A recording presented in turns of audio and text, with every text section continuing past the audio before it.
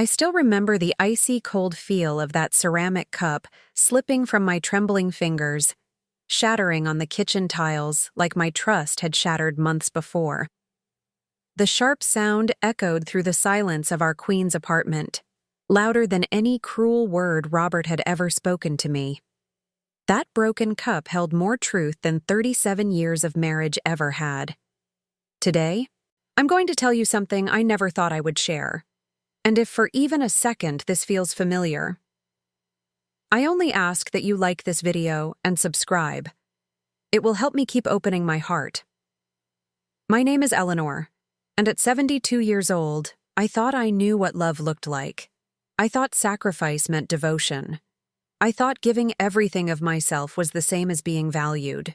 I was wrong about so many things, but that morning when I found the tea box with Robert's note, I began to understand the difference between love and manipulation. The morning started like any other in our small apartment overlooking the busy streets of Astoria. I could hear the rumble of the N train in the distance, the same sound that had been my alarm clock for decades. Robert had already left for his part-time job at the hardware store, or so I thought. He'd been working there since his early retirement from the post office, though his hours seemed to get shorter every month while his demands on me grew longer. I padded to the kitchen in my worn slippers, the ones with holes I kept meaning to replace but never seemed to have money for anymore. That's when I saw it.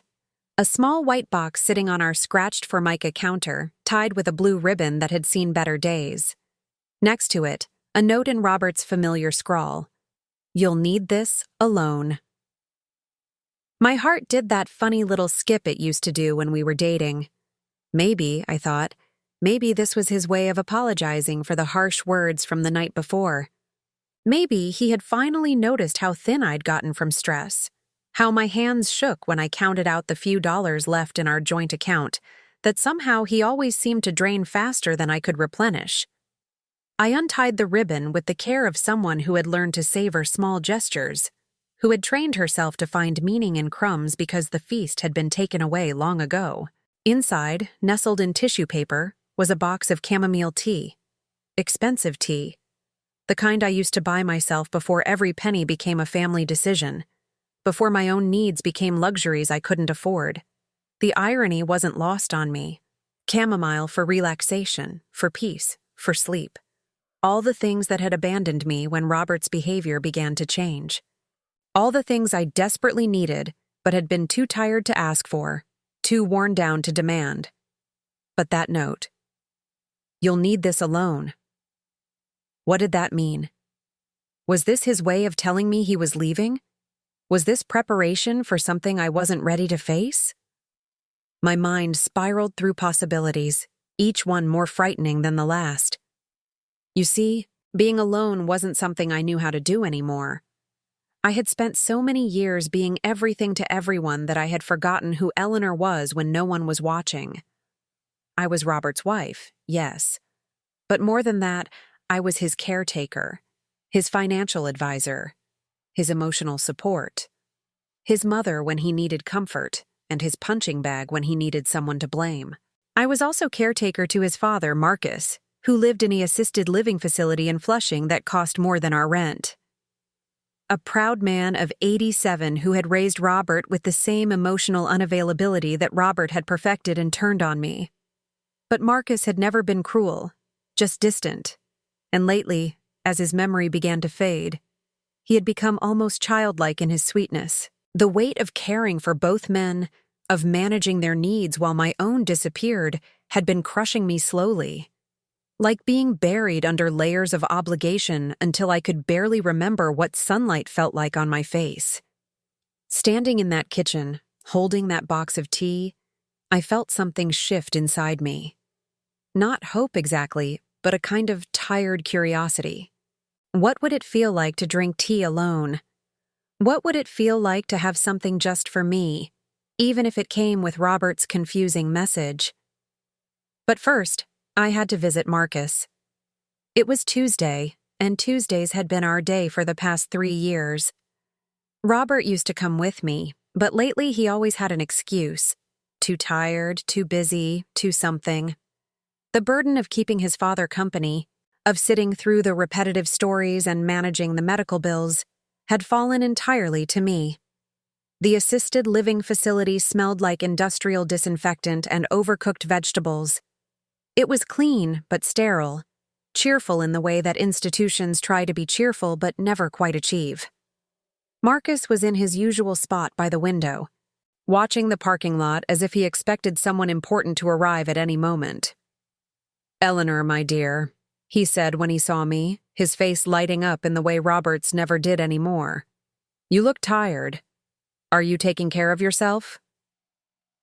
It was such a simple question, but it hit me like a physical blow. When was the last time someone had asked about my well-being? When was the last time Robert had noticed if I looked tired or stressed or sad? I couldn't remember. "I brought something," I said, pulling the box of tea from my purse. "Robert got this for me, but I thought maybe we could share a cup." Marcus's eyes lit up. He had always been a tea drinker, a habit from his youth when coffee was too expensive, and tea was a luxury his mother allowed on special occasions. We walked to the small kitchenette in his room, and I prepared 2 cups, adding honey the way he liked it. I handed him the first cup and watched as he took a small, appreciative sip. His face changed immediately. The color drained from his cheeks and his hand began to shake. He set the cup down so hard that tea sloshed over the rim. "Eleanor," he said, his voice suddenly sharp and clear in a way it hadn't been in months.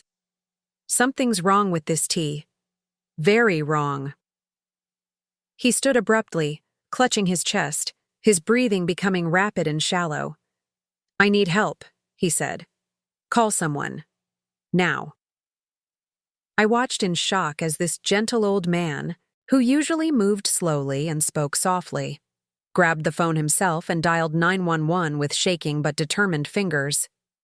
"I need an ambulance," he told the operator. "I've been poisoned. Send help to Sunrise Manor in Flushing."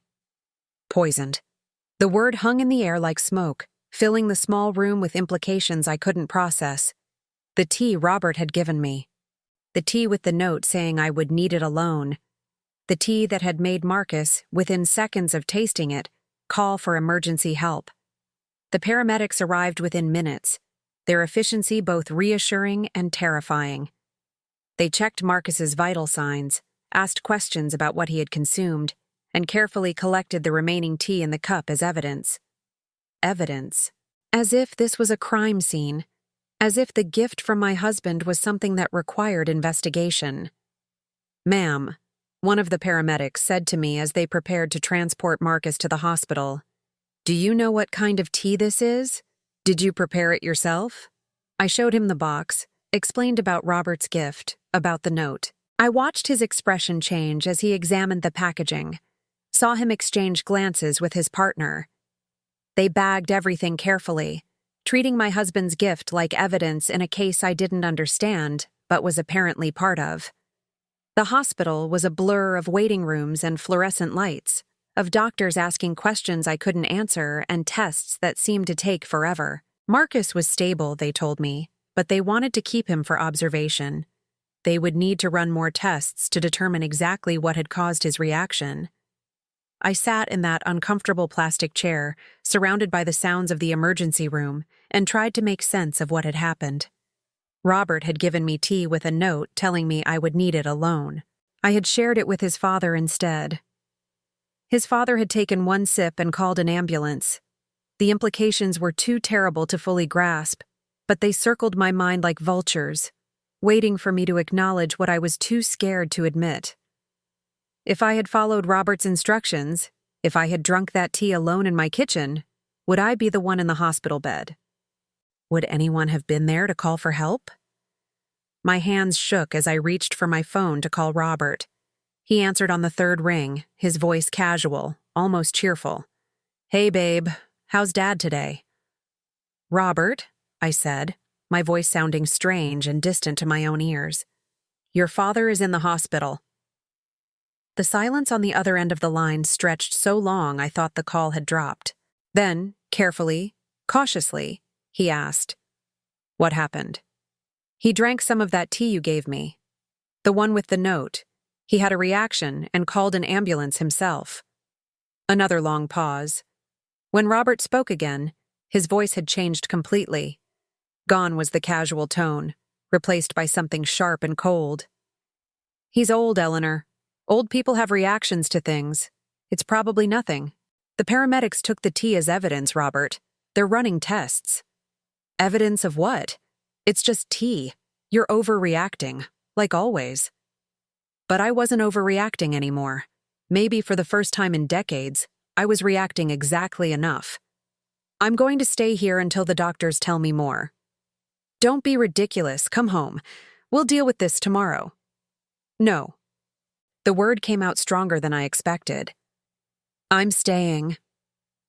I hung up before he could respond, and for the first time in years I didn't feel guilty about defying him. I felt something else entirely. I felt awake. The next few hours passed in a haze of medical consultations and growing certainty about things I had been denying for months. The doctors confirmed that Marcus had ingested something that could have been dangerous, especially for someone his age with his medical conditions. They couldn't tell me exactly what yet, but they assured me that his quick thinking in calling for help had likely prevented a much more serious situation. As I sat beside Marcus's hospital bed, watching him sleep peacefully now that he was stable, I began to understand the depth of what had almost happened. This kind man, who had never been anything but gentle to me despite his son's cruelty, had inadvertently saved my life by drinking tea that was meant for me. Tea that came with instructions to drink it alone. The pieces of my marriage, of my life, began to rearrange themselves in my mind like fragments of a puzzle I hadn't realized I was solving. Robert's increasing coldness, his control over our finances, his isolation of me from friends and family, his anger when I questioned anything, his dismissal of my health concerns, my emotional needs, my basic humanity. And now this, a gift that wasn't a gift at all. My phone buzzed with a text from Robert. Stop being dramatic, just tea, come home. But I wasn't going home. Not yet. Maybe not ever. For the first time in decades, I had a choice to make that was entirely my own, and I was going to take the time to make it right. I spent the night in that uncomfortable hospital chair, but I slept better than I had in months. When I woke up, Marcus was awake too, looking at me with clear, concerned eyes. Eleanor, he said softly, I need to tell you something about my son. Those words changed everything. Because in that hospital room, with the morning light streaming through institutional windows, Marcus began to tell me truths about Robert that I had been too loyal, too hopeful, too afraid to see. He told me about Robert's childhood, about patterns of behavior that went back decades, about the way Robert had treated his mother before she died, controlling her finances and isolating her from friends, about incidents that Marcus had witnessed but been too weak, too dependent on Robert's care to address. I've been worried about you for a long time, Marcus said, his voice steady and clear in a way it hadn't been in months. But I didn't know how to help without making things worse for you. Why are you telling me this now? I asked. Because that tea could have killed you, Eleanor, and I don't think that would have been an accident. The truth hit me like cold water. Everything I had been trying to explain away, to forgive, to understand, suddenly made horrible sense. Robert hadn't been becoming crueler over time. He had been escalating, and I had been so busy trying to save our marriage, so terrified of being alone, that I had nearly let him destroy me. But Marcus wasn't done. He reached into his bedside table and pulled out a small notebook, the kind he used to keep track of his medications. I've been writing things down, he said. When my memory started getting worse, I got scared I would forget important things, so I wrote down everything I could remember. He handed me the notebook, and with shaking hands, I opened it to see pages and pages of Marcus's careful handwriting. Dates, incidents, conversations he had overheard between Robert and his friends, plans that involved my life insurance policy, discussions about my accident-prone nature, Comments about how much easier Robert's life would be if he didn't have to take care of an aging, demanding wife. The notebook painted a picture of premeditation that made my blood run cold. This wasn't a marriage gone wrong. This was something much darker, much more calculated. And I had been living in it, sleeping next to it, trusting it with my life every single day. "What do?" I whispered, the weight of the truth almost too much to bear. "You save yourself," Marcus said simply. "The way you saved me yesterday by giving me that tea instead of drinking it yourself. You save yourself, Eleanor, because no one else can." When I left the hospital that afternoon, Marcus was stable and scheduled to be released the next day. The doctors had confirmed that whatever he had ingested was indeed dangerous, and the police had been notified. There would be an investigation. There would be questions. There would be consequences. But first, there would be a confrontation. I returned to our apartment in Astoria with Marcus's notebook tucked safely in my purse and a clarity I hadn't felt in years. The familiar sounds of the neighborhood, the train rumbling past, the bodega owners calling to regular customers, the children playing in the courtyard, seemed both exactly the same and completely different. I was the same Eleanor who had left that morning, but I was also someone entirely new, someone who knew the truth, someone who had choices. Robert was waiting for me in the living room, his face a careful mask of concern and irritation. "Finally," he said when I walked in. I was starting to worry. "How's the old man?" "He's going to be fine," I said carefully. "The doctors want to run more tests to figure out exactly what made him sick. Probably something he ate at that place. You know how those facilities are. Let's just be grateful it wasn't serious." I studied my husband's face as he spoke, looking for signs of the man I had once loved, once trusted, once promised to spend my life with. But all I could see now was the careful calculation behind his eyes, the way he was measuring my reactions, gauging how much I knew. "Robert," I said, my voice steadier than I felt, "we need to talk." Something flickered across his expression. "About what?" "About the tea, about the note, about what you thought would happen when I drank it." The mask slipped then, just for a moment, but I saw it. I saw the flash of anger, of fear, of something cold and calculating that had been hiding behind his face for who knows how long. "I don't know what you're talking about," he said. "It was just tea, Eleanor. You're being paranoid again." Paranoid again. How many times had he used that word to dismiss my concerns, to make me question my own perceptions, to convince me that the problem was my emotional instability rather than his behavior? How many years had I accepted that label, internalized it, used it to silence my own instincts? "I'm not being paranoid," I said. "I'm being careful. For the first time in a very long time, I'm being careful." "Careful of what? Your own husband? Eleanor, you're talking nonsense." But I wasn't talking nonsense anymore. I was talking truth. And the truth was that I had been living with someone who had been systematically destroying my sense of reality, my financial security, my emotional well-being, and ultimately, my life itself. I reached into my purse and pulled out Marcus's notebook. Robert's eyes fixed on it immediately, and I saw recognition there. Fear. "Your father kept notes," I said, "about conversations he overheard, about plans you made, about things you said about me when you thought no one was listening." The change in Robert was immediate and complete. The pretense of concern vanished, replaced by something ugly and familiar. This was the man I had been living with all along, the one who came out when he thought he was safe, when he thought I was too broken down to fight back. "You have no idea what you're talking about," he said, his voice low and dangerous. "And neither does that senile old man. Give me that notebook." No. It was such a simple word, but it felt revolutionary. I had said no to my husband, and the world hadn't ended. I was still standing. I was still breathing. I was still me. "Eleanor." His voice had taken on the tone I knew meant trouble, the one that had trained me to back down, to apologize, to find a way to make peace. "Give me the notebook, now." "No," I said again, and this time I smiled as I said it. "I don't think I will." What followed was the ugliest conversation of our marriage, and considering what our marriage had become, that was saying something.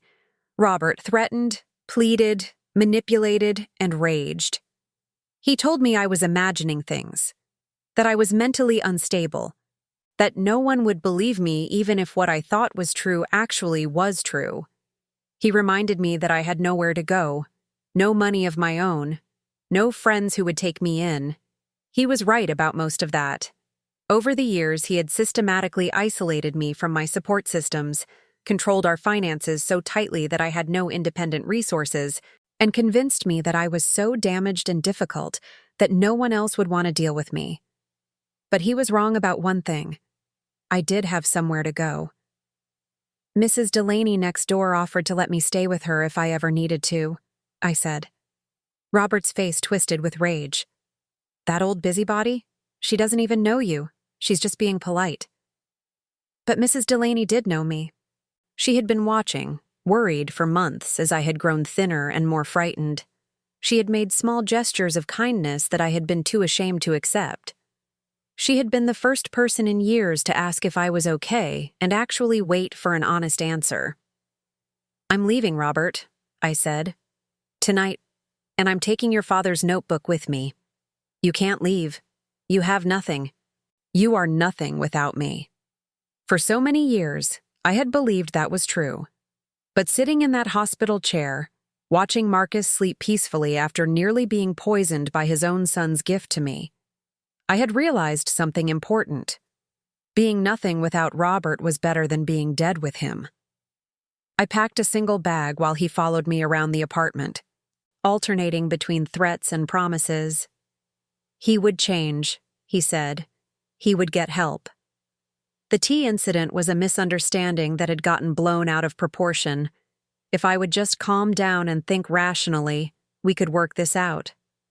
But I was thinking rationally for the first time in years. Rationally enough to understand that a man who would poison his wife's tea and leave her a note telling her she would need it alone was not someone who was going to change because she asked nicely one more time. Mrs. Delaney answered her door before I even finished knocking.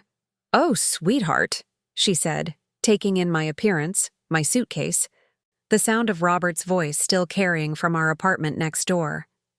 "Come in. You're safe now." Safe. What a foreign concept that had become. But in Mrs. Delaney's warm kitchen, with her gentle hands making me tea that I knew was just tea, I began to remember what safety felt like. We called the police that night.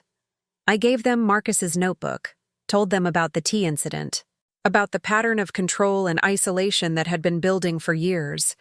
They listened seriously, took notes, assured me that they would investigate thoroughly. But the real work, I knew, would be mine to do. The next morning, I called a lawyer. Not just any lawyer, but one who specialized in elder abuse and domestic violence. Mrs. Delaney had found her name through her church network, and she had agreed to meet with me that afternoon. Her office was small but comfortable, filled with the kind of warm, professional confidence that comes from helping people rebuild their lives. She listened to my story without judgment, asked thoughtful questions, and helped me understand that what I had experienced had a name: intimate partner violence, economic abuse, emotional manipulation, and now, attempted murder. "Eleanor," she said gently, "you understand that what almost happened to you is a crime, right? Not just a bad marriage or a misunderstanding, but an actual crime that could have killed you."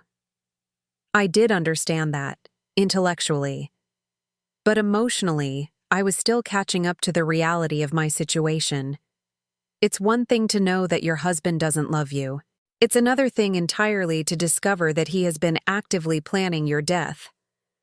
"What happens now?" I asked. "Now, we protect you. We document everything. We make sure you have access to your own resources, and we prepare for the fact that Robert is not going to accept this quietly. She was right about that. Over the next few days, as news of the investigation spread, Robert launched a campaign to discredit me that was both predictable and devastating. He told anyone who would listen that I was having some kind of mental breakdown, that I was delusional and paranoid, that I had been emotionally unstable for years, and he had been protecting me from myself. He produced medical records from years past when I had been treated for depression and anxiety, conveniently leaving out the context that those conditions had developed and worsened in direct correlation to his treatment of me. He showed people the medications I took, the therapy appointments I had attended, the times I had seemed confused or emotional in public. The character assassination was thorough and effective. Friends I thought I had, neighbors who had seemed sympathetic, even some members of Robert's family who had witnessed his behavior firsthand, began to distance themselves from me. The woman who had seemed like a victim became the woman who was probably making things up. But Marcus stood by his notebook. Even as Robert pressured him to recant, to claim his memory had been faulty, to say that I had somehow manipulated him into writing false accusations, Marcus held firm. I wrote down what I saw and heard, he told anyone who asked, and what I saw and heard was my son planning to hurt his wife. The investigation moved slowly, as these things do. There were tests to be run on the T, interviews to be conducted, evidence to be gathered. In the meantime, I was learning how to rebuild a life I had almost lost without even realizing it was at risk. Living with Mrs. Delaney was a revelation. For the first time in decades, I was in a home where my needs mattered, where my opinions were valued, where I was treated as a complete human being rather than a burden to be managed or a problem to be solved. She helped me open my own bank account, find a part-time job at a local library, reconnect with interests and hobbies I had abandoned years ago. I started painting again, something I hadn't done since college. My first painting was of that shattered teacup, the one I had dropped in shock when I realized what Robert had tried to do to me. But instead of depicting it as destruction, I painted it as transformation. The broken pieces weren't just fragments of ceramic, they were pieces of my old life, scattered so that something new could grow in the empty spaces. Mrs. Delaney hung that painting in her living room, and every time I looked at it, I was reminded that breaking wasn't always the end of something. Sometimes it was the beginning. 3 months after that terrible morning in our Queens apartment, the test results came back. The tea had been laced with a combination of substances that, while not immediately lethal, could have caused serious medical complications, especially when consumed regularly over time. The dose Marcus had received from a single sip had been enough to trigger the reaction that had saved both our lives. The investigation also uncovered financial irregularities that I hadn't been aware of. Robert had taken out multiple life insurance policies on me over the years, increasing the coverage amounts while decreasing my access to our joint accounts. He had been systematically preparing for my death while I had been struggling to understand why our marriage felt so cold. When the police arrested Robert, I wasn't there to see it. I was at work at the library, helping a young mother find books for her daughter, doing something useful and normal and life-affirming. Mrs. Delaney called me with the news, and I had to sit down in the children's section, surrounded by bright pictures and happy endings, to absorb what she was telling me. "It's over, sweetheart," she said. "They have enough evidence. He's not going to be able to hurt you anymore." But it wasn't over, not really. There were trials to get through, depositions to give, moments when I would have to face Robert in court and answer questions about the most intimate details of our marriage. There were family members who chose to stand by him, who insisted that I was lying or exaggerating or seeking attention. The hardest part wasn't the legal process, though. The hardest part was learning to trust myself again. For so many years, Robert had convinced me that my perceptions were wrong, my memories were faulty, my emotional reactions were excessive.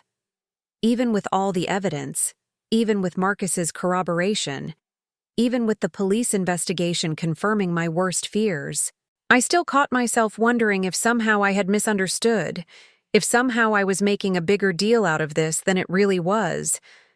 But then I would remember the look on Marcus's face when he tasted that tea. I would remember the paramedics' careful handling of the evidence. I would remember my lawyer's serious expression when she explained the potential consequences of what had been planned for me. And I would know, with absolute certainty, that trusting myself had saved my life. The trial was a media sensation, the kind of story that captures public attention because it seems so ordinary on the surface and so horrifying underneath. Devoted wife. Nearly poisoned by husband's tea gift, the headlines read. Queen's man accused of attempting to murder wife with herbal tea. I hated the attention, hated having the most private details of my marriage examined in public, hated being reduced to newspaper headlines and television sound bites. But I also understood that my story had value beyond my own experience. How many other women were living in marriages that felt cold and controlling, but looked normal from the outside? How many other people were being told they were too sensitive, too emotional, too paranoid when they were actually responding appropriately to real danger? The letters I received during the trial confirmed what I had suspected. Hundreds of women, and some men, wrote to tell me their own stories of intimate partner violence that had escalated slowly, subtly, in ways that were hard to name or prove. They thanked me for speaking publicly about what I had experienced, for helping them understand that their own situations might be more dangerous than they realized. Robert was convicted on multiple charges: attempted murder, elder abuse, fraud, and domestic violence. The judge sentenced him to 25 years in prison, noting that the premeditation involved in the case made it particularly serious. Mr. Patterson, the judge said, you systematically isolated, controlled, and attempted to murder a woman who had devoted her life to caring for you and your family. The betrayal of trust involved in this case is profound and disturbing. I didn't feel victorious when the verdict was read. I felt relieved, certainly, and validated in ways that were important to my healing. But mostly I felt tired. Tired from years of living in fear I hadn't fully recognized, tired from months of legal proceedings, tired from having to constantly defend my version of reality against people who preferred Robert's more comfortable lies. Marcus, who had testified on my behalf despite his son's pressure, came to live with Mrs. Delaney and me after the trial. His assisted living facility had become uncomfortable for him once word spread about what he had done to help convict his own son. But he never expressed regret about his choice. Family doesn't mean you protect people when they're doing wrong. He told me one evening as we sat on Mrs. Delaney's front porch, watching the neighborhood come alive with the sounds of children playing and neighbors coming home from work. Family means you do the right thing, even when it's hard, especially when it's hard. Living with both Mrs. Delaney and Marcus created an unexpected family structure, one based on mutual care and respect rather than obligation and fear. We each had our routines and responsibilities, but there was room for everyone's needs, space for everyone's humanity. It was the first time in my adult life that I lived in a home where conflict was handled with conversation rather than manipulation, where disagreements didn't result in days of silent treatment or emotional punishment. I continued working at the library, and over time, I was promoted to a position helping with adult literacy programs. There was something deeply satisfying about helping people learn to read, to decode symbols that had seemed mysterious and transform them into understanding. It felt connected to my own process of learning to read the signs of my own life, to decode the messages that had been hidden in plain sight for so many years.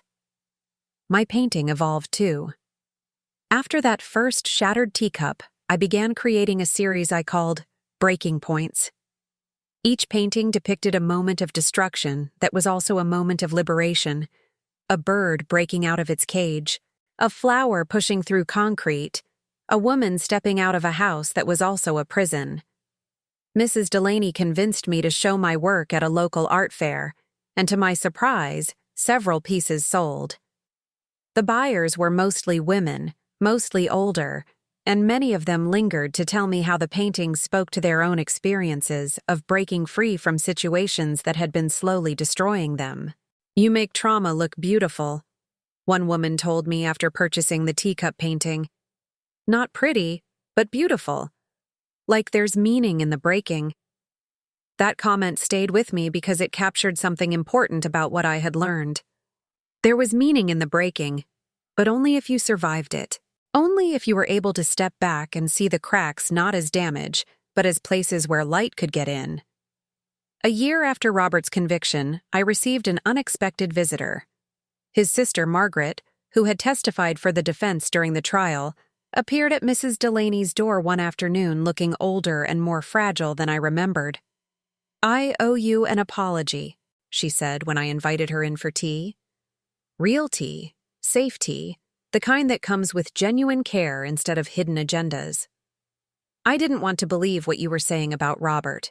He's my little brother, and I've been protecting him all his life. But I've been thinking about things you said during the trial, remembering conversations differently." She told me about incidents from their childhood that she had dismissed or forgotten, patterns of behavior that had seemed minor at the time, but now appeared more sinister in context.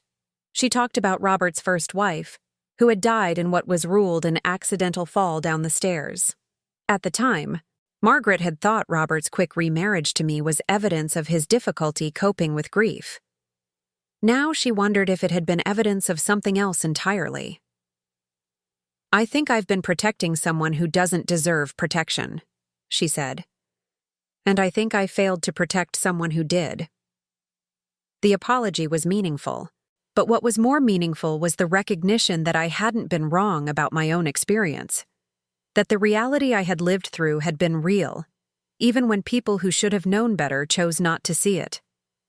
Margaret brought news of Robert's family, most of whom had cut ties with him after the trial. His adult children from his first marriage had changed their names and moved across the country. His brother had publicly disavowed him. The network of people who had enabled and protected him for so many years had finally been forced to confront the truth of who he was. "He writes letters from prison," Margaret told me, "still claiming that you somehow orchestrated all of this, that you manipulated Dad and fooled everyone. He's never going to take responsibility for what he did." I wasn't surprised. People who spend their lives manipulating others rarely develop the capacity for genuine self-reflection. But his continued denial no longer had the power to make me doubt myself. The truth had been established in court, confirmed by evidence, validated by a jury. His version of reality was no longer relevant to my life. 2 years after that morning when I found the tea box in our kitchen, I made a decision that would have been unthinkable during my marriage. I took a trip to Ireland, something I had dreamed of doing since I was a young woman, but had never been able to afford or arrange. Robert had always found reasons why such trips were impractical, too expensive, too complicated for someone like me to handle alone. But I wasn't someone like me anymore. I was someone who had survived attempted murder, testified in court, rebuilt her life from scratch, and learned to trust her own judgment. I was someone who could absolutely handle a trip to Ireland alone. The trip was everything I had imagined and more. I stayed in small bed and breakfasts, visited ancient castles, walked along cliffs that had stood for thousands of years, painted landscapes that took my breath away. But the most memorable moment came in a small pub in County Cork, where I was sitting alone with a cup of tea and my sketchbook, drawing the faces of the local customers. An elderly Irish woman at the next table struck up a conversation, and when she learned that I was recently widowed, she shared her own story of escaping an abusive marriage decades earlier. "I thought I was trapped," she told me in her musical accent, "but it turns out I was just waiting for the right moment to save myself." "How did you know it was the right moment?" I asked. "When surviving became more important than keeping the peace," she said simply. That phrase became my motto, the truth I carried with me as I continued to build this new life. Surviving had become more important than keeping the peace. My life had become more valuable to me than Robert's comfort. My reality had become more trustworthy than his version of events. I came back from Ireland with a deeper sense of myself as someone who belonged in the world, who had a right to take up space, who had value independent of her usefulness to others. The paintings I created from that trip were different from my Breaking Point series. They were lighter, more hopeful, filled with the kind of beauty that comes from seeing the world through eyes that are finally free. Marcus had his 91st birthday while I was away, and Mrs. Delaney organized a small party for him with neighbors from our block. When I returned, he showed me the photos, and I was struck by how happy he looked. For a man who had spent years walking on eggshells around his son, who had been financially dependent on someone who had been systematically abusing his daughter-in-law, he had found a kind of peace in his final years that had seemed impossible when I first met him. "Do you ever regret it?" I asked him one evening. "Testifying against Robert, helping to put him in prison?" Marcus was quiet for a long moment, looking out at the garden Mrs. Delaney had planted in her backyard. "I regret that it took me so long to see what was happening," he said finally. "I regret that I was too scared of losing my home to speak up sooner. But I don't regret telling the truth when it finally mattered. That tea was meant to kill you, Eleanor, and you saved my life by giving it to me instead." It was true, though I hadn't thought about it that way before. By following my instinct to share Robert's gift instead of keeping it to myself, by choosing connection over isolation, even in that small moment, I had unknowingly created the circumstances that would save both of us. The 3rd anniversary of my freedom, as I had come to think of it, arrived on a crisp October morning. Mrs. Delaney was in her kitchen making pancakes, Marcus was reading the newspaper in his favorite chair, and I was preparing to leave for my job at the library. It was an ordinary morning in the best possible way, filled with the kind of routine domestic happiness I had never experienced before. My phone rang as I was getting ready to leave. The caller ID showed the name of Robert's lawyer, and for a moment, my old anxiety spiked. Even after all this time, even with Robert safely in prison, contact from his legal team could still trigger the fear response I had carried for so many years. But I answered the call with steady hands and a clear voice. "Hello, this is Eleanor." "Mrs. Patterson, this is David Chen from the law offices of Chen and Associates. I'm calling to inform you that Robert Patterson died yesterday evening at the correctional facility where he was serving his sentence." The news hit me in ways I hadn't expected. Relief, certainly. The absolute guarantee that he could never hurt me again was welcome, but also a strange kind of sadness, not for the man who had tried to kill me, but for the man I had once believed him to be. The man I had married, who had maybe existed once but had been consumed by something darker over the years. "What happened?" I asked. "Natural causes, according to the medical examiner. A heart attack. He was alone in his cell when it occurred." Alone. After a lifetime of needing to control and manipulate others, Robert had died alone. There was a kind of poetic justice in that, but it also made me grateful for the choices I had made. I had chosen connection over isolation, truth over comfortable lies, survival over keeping the peace. And I was surrounded by people who cared about me genuinely, who valued my well-being, who would never leave me alone with danger disguised as care. The funeral was small and awkward. A few remaining family members attended, mostly out of obligation rather than grief. I went too, though Mrs. Delaney and Marcus both questioned whether it was a good idea for my emotional health. "I need to see it end," I told them. "I need to know that this chapter of my life is completely closed." Standing at the graveside, listening to a minister who had never known Robert deliver generic words about mercy and forgiveness, I felt a finality I hadn't expected. This man had shaped so much of my adult life, had nearly ended it entirely, and now he was just gone, reduced to a wooden box and a headstone that would be visited by no one who actually mourned him.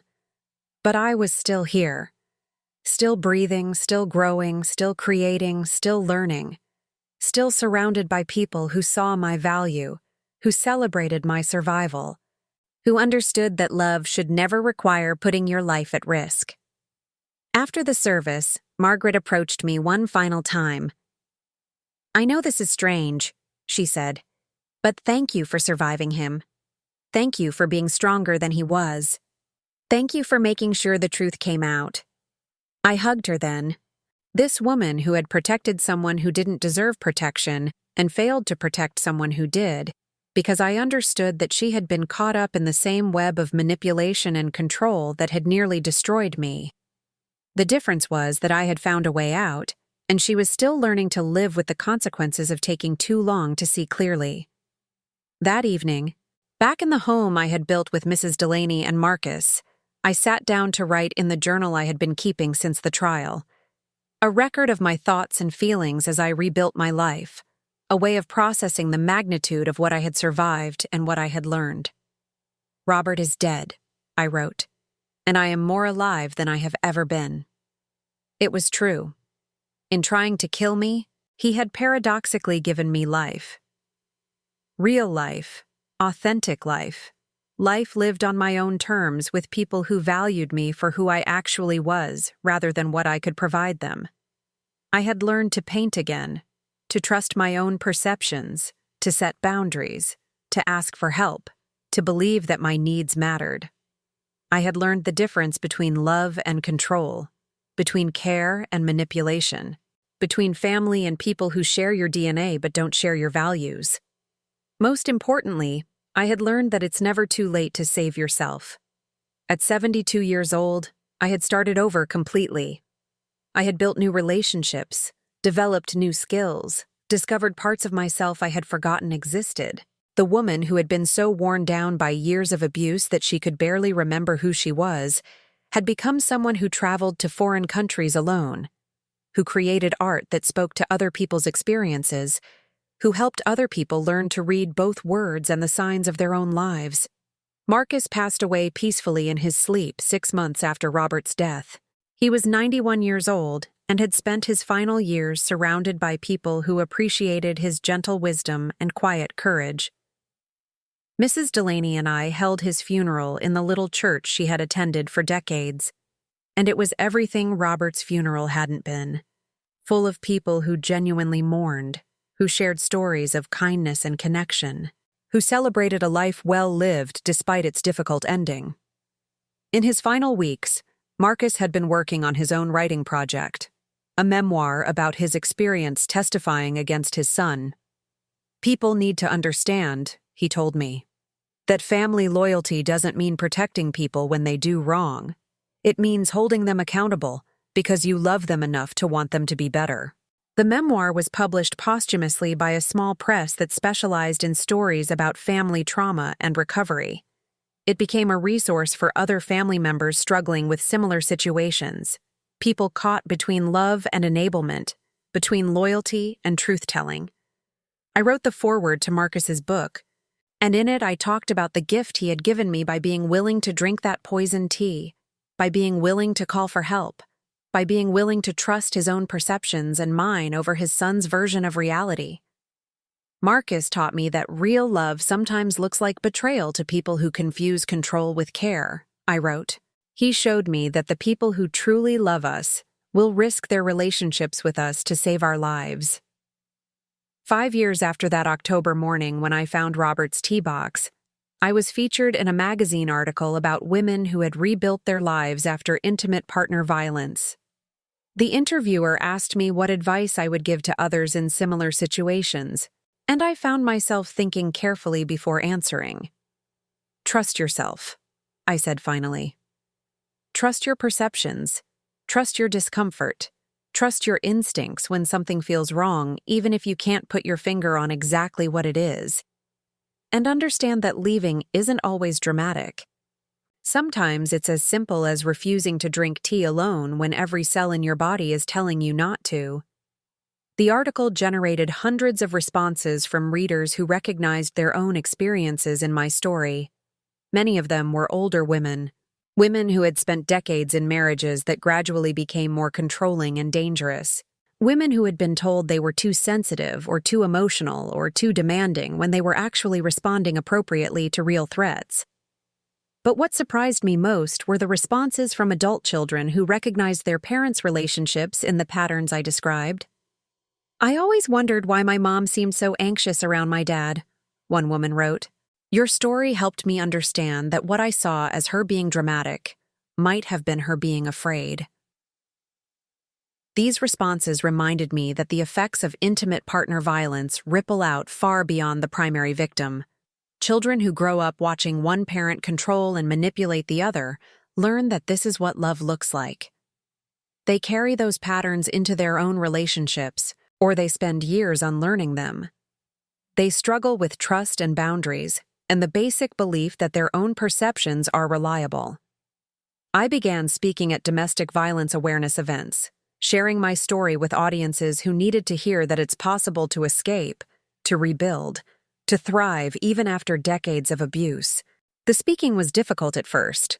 I had spent so many years being told to keep quiet, to not make waves, to protect the family's reputation even at the cost of my own safety. But I found my voice, literally and figuratively. I learned to speak with authority about my own experience, to trust that my story had value, to believe that sharing it might save someone else's life the way Marcus's courage had saved mine. Mrs. Delaney, who had become my closest friend and chosen family, was diagnosed with early-stage breast cancer when she was 78. The treatment was successful, but the experience reminded both of us how precious and fragile life is, how important it is to spend our time with people who genuinely care about our well-being. "I'm so glad you knocked on my door that night," she told me as we sat in the oncology waiting room during one of her chemotherapy treatments. "Not just because you needed help, but because I needed you too. I had been so lonely, and I didn't even realize it until you moved in and I remembered what it felt like to have real family. Real family. That's what we had built together, Mrs. Delaney and Marcus and I, and later other friends and neighbors who became part of our chosen network of care. Real family based on mutual respect and genuine affection rather than obligation and control." When Mrs. Delaney finished her cancer treatment, we decided to take a trip together to celebrate. We chose New England in the fall, driving through Vermont and New Hampshire to see the leaves change. It was my first real vacation since Ireland, and Mrs. Delaney's first trip anywhere in over a decade. We stayed in small inns, ate at local restaurants, visited artisan shops and farmers markets. We talked for hours about our lives, our regrets, our hopes for the future. We laughed until we cried and cried until we laughed. We took terrible selfies and bought ridiculous souvenirs and acted like women half our age. On our last night, sitting on the porch of a bed and breakfast in the White Mountains, watching the sun set over a landscape painted in shades of gold and crimson, Mrs. Delaney asked me if I ever missed being married. It was a complicated question. I missed some things about the early years with Robert, when I still believed he loved me, when I thought his attention meant care rather than control. I missed the idea of having a life partner, someone to grow old with, someone to share daily experiences with. But I didn't miss walking on eggshells. I didn't miss second-guessing my own perceptions. I didn't miss the financial insecurity, the emotional manipulation, the gradual erosion of my sense of self. I didn't miss lying awake at night wondering if the person sleeping next to me really loved me or was just waiting for the right moment to destroy me. I miss the idea of marriage, I told her. But I don't miss my marriage. There's a difference. "Would you ever try again?" she asked. "If you met someone, I mean. Someone different." I considered the question seriously. At 77 years old, was I too old for romance? Was I too damaged by what I had experienced to trust someone new? Was I too set in my ways, too comfortable with my independence, too protective of the peace I had finally found? "Maybe," I said finally. "But it would have to be with someone who understood that I'm not looking for someone to complete me or take care of me or give my life meaning. I'm looking for someone to share life with, as equals. Someone who makes my already good life even better, not someone who becomes the center of it." The conversation stayed with me long after we returned home. I realized that one of the gifts of surviving what I had survived was a clarity about what I needed and what I wouldn't accept. I would never again mistake control for care, jealousy for love, or financial dependence for security. I would never again silence my own instincts to keep someone else comfortable. But I was also open to connection in ways I hadn't been during the early years of my recovery. I had proven to myself that I could be alone without being lonely, that I could build a full and meaningful life without a romantic partner. That confidence made the possibility of partnership feel less desperate and more optional. 6 months later, I met David at a painting class I was taking at the community college. He was a widower, a retired teacher who had started painting after his wife's death as a way of processing his grief. He was gentle and funny and genuinely interested in my work, my thoughts, my experiences. We became friends first, painting partners who met for coffee after class and eventually started taking day trips to art museums and local galleries. He knew about my past, not all the details at first, but the basic facts of what I had survived. His response was everything I had hoped for and nothing I had expected during my marriage. "I'm so sorry that happened to you," he said simply.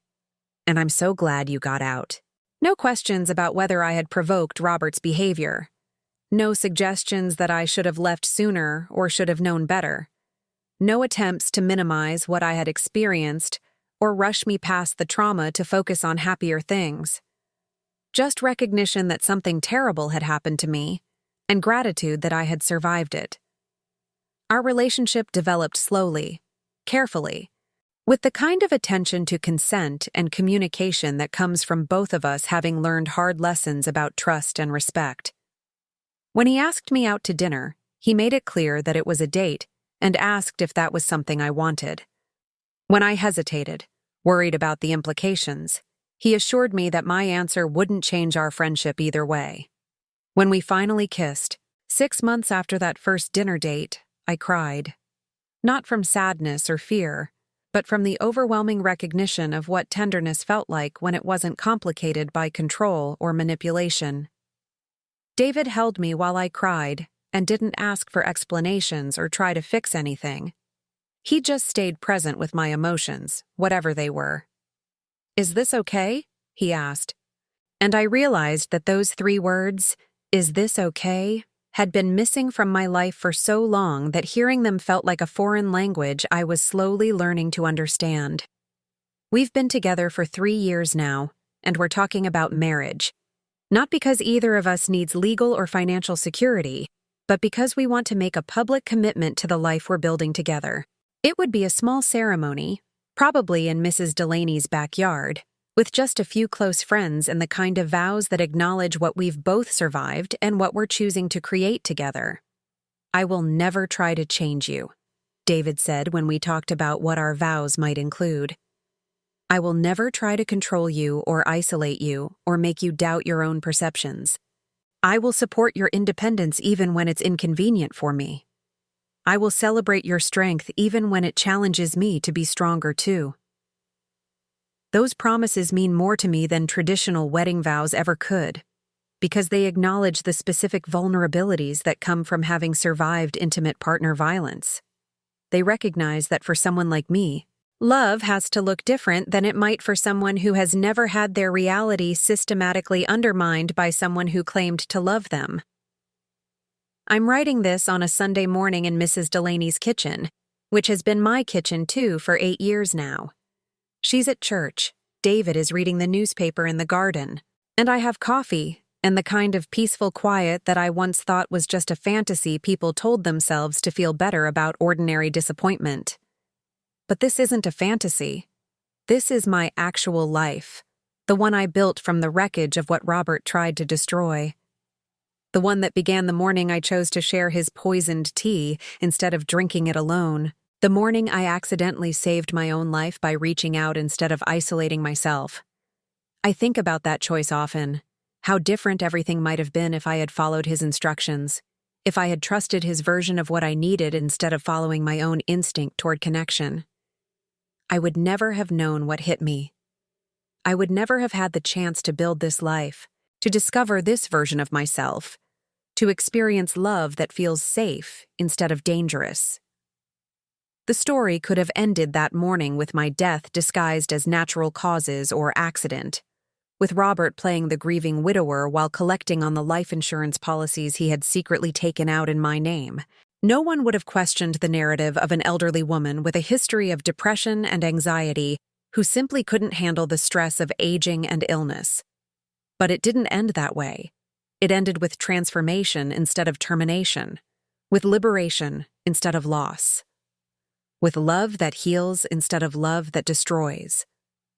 If you're listening to this story and any of it sounds familiar, if you recognize the patterns of control and manipulation and gradual erosion of self-worth, I want you to know that it's never too late to save yourself. It doesn't matter if you're 20 or 70 or anywhere in between. It doesn't matter if you have nowhere to go or no money or no support system that you can see. Trust your instincts. Trust your discomfort. Trust the part of you that knows something is wrong even when you can't articulate exactly what it is. Trust yourself enough to reach out, to ask for help, to refuse to drink the poison that someone else has prepared for you, literally or figuratively. You deserve love that makes you feel safer, not more afraid. You deserve partnership that enhances your life rather than consuming it. You deserve to be valued for who you are, not used for what you can provide. And you deserve to live long enough to discover who you become when you're not spending all your energy surviving someone else's version of love. Have you ever experienced something like what I've shared today? Or do you know someone who has? Your story matters too, and sharing it might be the lifeline someone else needs to find their way out. If this story touched you in any way, please like this video and subscribe to this channel. Your support helps these stories reach the people who most need to hear them. And remember, it's never too late to choose survival over keeping the peace. It's never too late to save yourself.